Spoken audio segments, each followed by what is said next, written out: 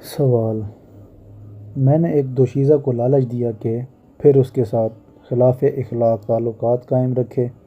میں نہایت دیانتداری سے اس کے ساتھ شادی کرنا چاہتا تھا، لیکن بعد میں معلوم ہوا کہ اس لڑکی کے خاندان کی عام عورتیں زانیہ ہیں اور بدکار بھی ہیں، یہاں تک کہ اس کی ماں بھی۔ اب مجھے خوف ہے کہ اگر میں اس لڑکی سے شادی کر لوں تو وہ بھی کہیں بدکار بدچلن ثابت نہ ہو۔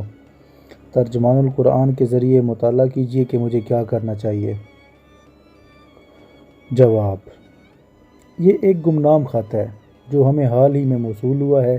عموماً گمنام خطوط جواب کے مستحق نہیں ہوا کرتے، لیکن اس کا جواب اس لیے دیا جا رہا ہے کہ ہماری بدقسمت سوسائٹی میں اس وقت بہت سے ایسے نوجوان موجود ہیں جن کے اندر سائل کی سی ذہنیت پائی جاتی ہے۔ خود بدکار ہیں مگر شادی کے لیے کوئی ایسی لڑکی چاہتے ہیں جو عفیفہ ہو، جس ظرف کو انہوں نے خود گندا کیا اسے دوسروں کے لیے چھوڑ دیتے ہیں، اور اپنے لیے کوئی ایسا ظرف تلاش کرتے ہیں جسے کسی نے گندا نہ کیا ہو۔ جناب سائل سے گزارش ہے کہ جس لڑکی کو آپ نے خود شادی سے پہلے خراب کیا ہے، اس کے لیے اب آپ سے زیادہ موزوں کون ہو سکتا ہے، اور وہ آپ سے زیادہ کس کے لیے موزوں ہو سکتی ہے۔ آپ کو اپنے لیے نیک چلن لڑکی کیوں درکار ہے جبکہ آپ خود بد چلن ہیں؟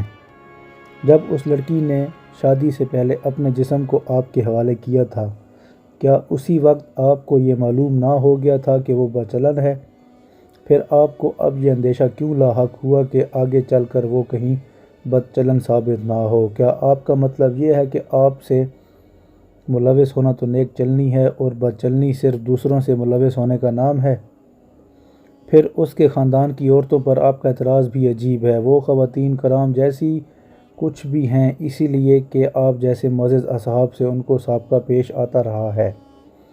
اگر آپ اس راہ پر بعد میں آئے ہیں تو آخر میں اپنے پیش رو کے انجام دیے ہوئے کارناموں سے اس درجہ نفرت کیوں ظاہر فرماتے ہیں؟ برا نہ مانیے، آپ دانستہ یا نادانستہ ٹھیک اس خاندان میں پہنچ گئے ہیں جس کے لیے آپ موزوں تر ہیں اور جو آپ کے لیے موزوں تر ہے۔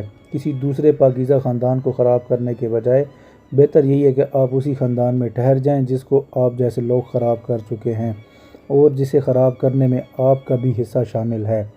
آخر میں محترم سائل کو قرآن کی 2 آیتیں بھی سن لینی چاہیے۔ پہلی آیت سورہ النور سے ہے: زانی مرد نکاح نہیں کرتا مگر ایک زانیہ یا مشرکہ عورت سے، اور زانیہ عورت سے نکاح نہیں کرتا مگر ایک زانی اور مشرک، اور ایک ایسا کرنا مومنین پر حرام ہے۔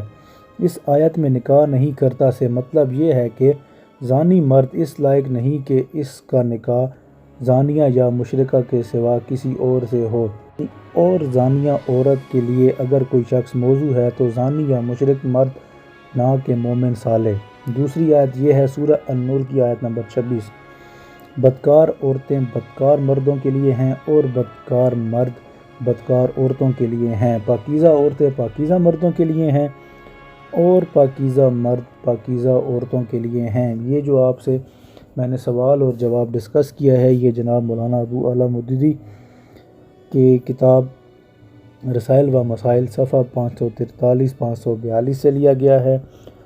دعا ہے کہ اللہ تعالیٰ مجھے آپ کو سب مسلمانوں کو ہدایت دے۔ دعا ہے کہ اللہ تعالیٰ مجھے آپ کو حق بات سننے، سمجھنے اور حق بات آگے پہنچانے کی توفیق عطا فرمائے۔ طالب دعا محمد حسین علی۔